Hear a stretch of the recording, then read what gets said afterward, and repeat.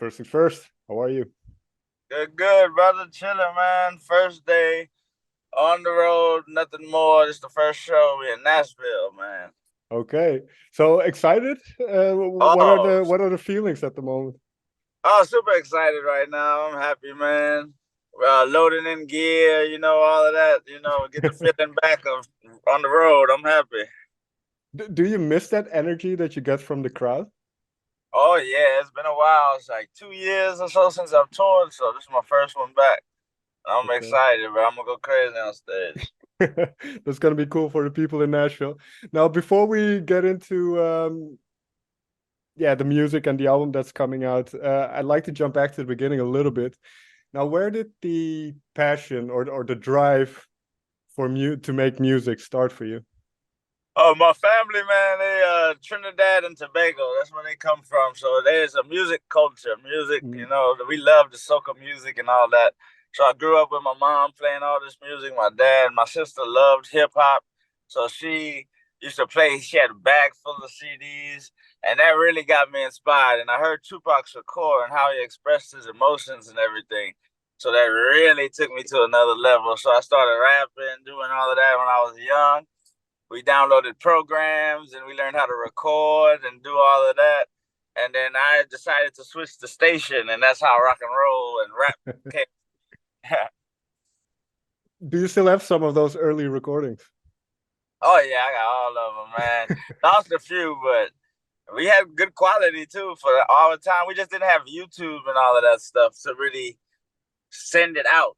We burn CDs, and I go to the Right, mall and right. I sell them, and I do that. No, but if you listen to those early songs, can you hear what you were trying to do in a way? Because obviously Oh you yeah, evolve as a person, but I was really, really good though. Like I was like, damn, I was good. And it's really like finding myself though, and now I have my certain swag, but you can hear parts where I try to be like somebody or talk like mm. somebody, what I listen, and now I really learn myself now. Yeah. Well, when did you find your voice, in a sense?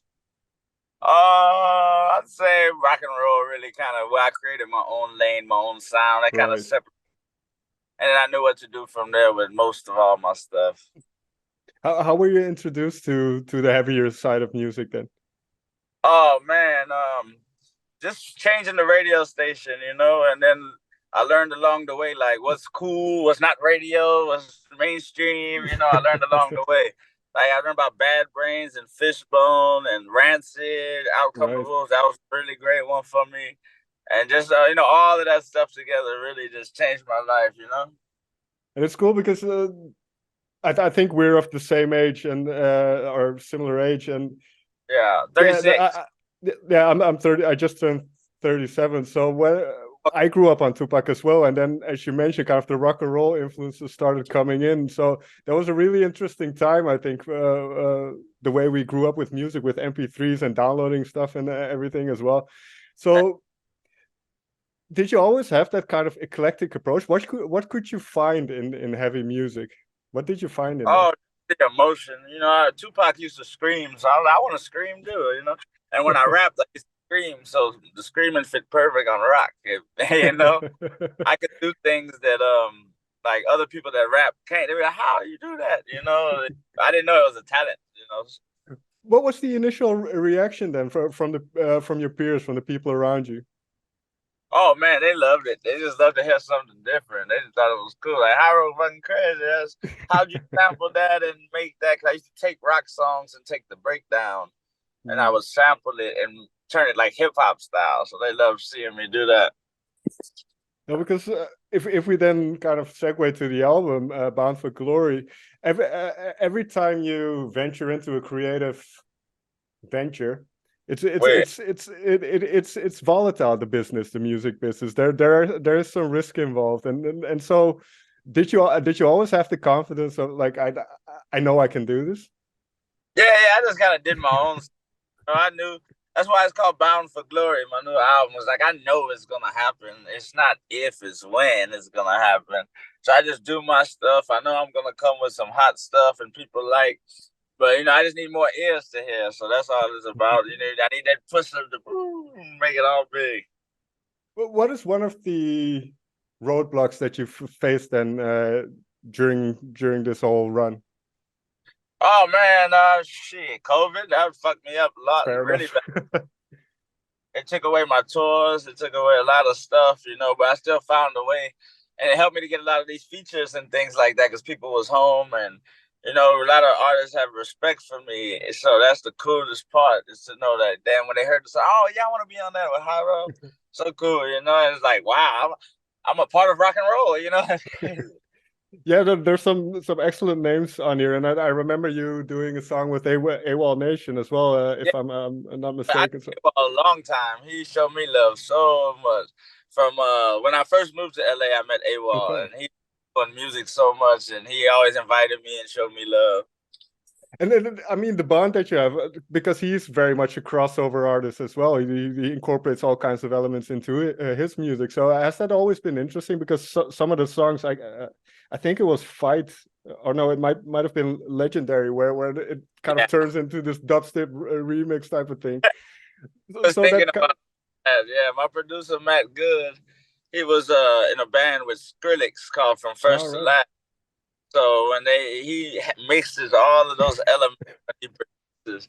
He come from hip hop too. So me and him just was like, let's go crazy. Yeah. You mentioned kind of the COVID period, which was difficult for everybody, or for a lot of people, I should say. But this is that where the kind of themes of this album came together, or were some of them were some of Uh, those things stirring already? I made these before COVID, so I was ready Okay, long time. okay. But it just takes some time. But the cool part is in the process is that's when I got the features and all these different things. Sure. Let's talk about some, because one of my favorites, David Draiman from Oh yeah, we believe. yeah, I can't Sure.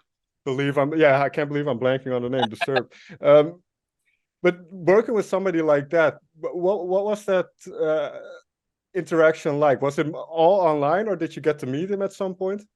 Oh no, I didn't meet him. We just talk on the phone and everything. He knew me already. He was like, Hyro, I don't do a lot of features, I don't do a Sure. lot of, but I want to do it for you, man, because you cool. You got a cool style. I knew you for a while. I was like, all right, fucking awesome. Let's do it. He said, so many big rappers wanted features, and he's like, bro, I want to do something that I really like. And I was like, oh, cool. Oh, that's awesome, and it's a very poignant song in that sense. Where did the lyrical theme start for you? When did you start writing, and what was on your mind? Oh, I actually made that. Those words were actually my homie Mark from Taking Back Sunday had made a beat like way before, and I wrote on it. He sent me beats, and I wrote on it, and I wrote those lyrics, and I took those lyrics, and we just updated it with the new production and everything. So I Okay. honestly can't remember what I was thinking about. I don't know. No, but there are some interesting things mentioned, like internet activist, social network soldier. Oh Those are yeah, I mean, yeah, yeah, man, preach. That's my preaching rap. Yeah, no, no, but that's why I get in the zone where I want to, when I see things and it just pisses me off, I want to, just let it be known. So it's when I'm in that moment, that's why it captures, music. It captures a moment in time. sure, because when I listen to the album, it very much sounds cathartic, like you say, like getting things off your chest and kind of purging Yeah, those thoughts, you know? that's how I am when I come to music. It's my emotional outlet.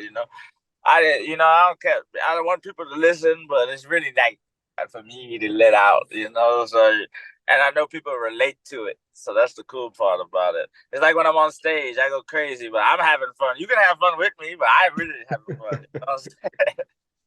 Oh, that's interesting. When did it first, as an artist, when did it first kind of struck you that people hear something in the music that you make and can find things that connect to their lives? Oh man, I always just wanted to make deep level stuff. Right? I said like Tupac Sure. that connect people. So when I was on MySpace and so many people, that's how I kind of started. I put my song on MySpace. It was called Punk Rocker. And I had so many people write me and, show me love. And then I had another one where I sampled Circa Survive, and Anthony Green was like, yo, this is awesome. And Anthony Green been a friend ever since. And it went to the front page of MySpace and everything. So I was like, okay, I'm doing something good. And he's saying words that people connect with. You can make a fun party song, but that stuff don't last. Somebody else will make another party song. Yeah, fair enough. Because, well, this whole concept, "Bound for Glory," let's delve into the title track then, because there's some phrases on there as well, like "It's all in my hands," like taking ownership. But there's also like "I may pay my bitch," which I really like. So where did that come from? Oh man, it's like just accepting that you are in control of your life, and what you do, and maybe you can look outer and you could be faith and spiritual and stuff, but on this earth, still you have to do it. So it's all in your hands. You know what I'm saying? That's where that comes from. But this mentality of resilience to even when things are difficult, just to accept it and push through or to battle through it. Is that Yeah. kind of is that part of your Tobagoan roots as well? Then Yeah, man. Where I come from, you gotta work. We gotta, we just try to find ways to make money, survive. We want to be at the top. And there's something called luck that works with it, but I believe you have to work for the luck. So, you do mm. stuff and then that luck will come along with the work that you put in. So you have to keep going. Some people get lucky like that. I like to build it and then the luck will happen around it. That mountaintop, what does that look like for you? Oh shit. Really? Honestly, at this moment in time, it's just more people are listening to my music, not really success like big mansion and all that type of shit. I just I want everybody to know who the hell Hyro the Hero is. That's really and my and can listen and then you say you like it or you don't, but I want you to at least hear it. I need everybody to. Well, there's one other song I wanted to delve into, which was where is it? Head on the Water, because that's kind of the more heavier song on the album. Um, Yeah, I was that's why I was like depressed for a moment. That was a perfect time for me to make a song, man. It was COVID involved. My wife had just went to France, couldn't see her and all that because she's from France, and that's why I moved to France and all that. And then my dude Sahaj hit me up and he was like, "Yo, let's make a song." And his music was perfect for how I was feeling. So I made like a song about that, but also a way out. I gotta give a positive thing in my songs. well, yeah, that was gonna be my question. So is that important to not just be sad, make a sad song, but always Yeah, have yeah, that I kind can't. of I gotta give some goodness out of it. So I'm bound for glory. That's the hard stuff, but then you make it out. I always gotta have a positive ending, and that's it's like movies. You're making a movie. and that guitar solo. When you work with people, do you kind of ask them to do a certain thing, or do you just go, okay, you can do whatever you like, and Oh yeah, I let them do their shit. I don't know how to play guitar. fair I, enough. I know in my ears what I want to hear. So like I'll hum something and like for fight, I told Matt Good like, yo, I want something that sounds like Trinidad soca music. So that's why I Mm. start. It's like soca music rock. So another genre. Um, and finally, doing a cover of Busta Rhymes' "Woo-Ha," is that intimidating? What goes through your mind when you do a cover? That was tough because when you get on it, like people rap and sing along to a song, but when you really rap it and you want it recorded, you see all the things he did that was so incredible. You're like, hold on, it doesn't sound like that, but inflections and this. So I really worked on that to make it sound good. So if he heard it, he could be like, "Wow, that's awesome." Well, but that's a cool thing to delve into, I think, because as a rapper and using your voice as a tool to, and as you mentioned in terms of pronunciation, enunciation, just the way to create a flow, how has that developed for you, and where do you think you can still find more room to improve? Oh, it keeps developing, and yeah, just I think more melodies and things I can find to improve.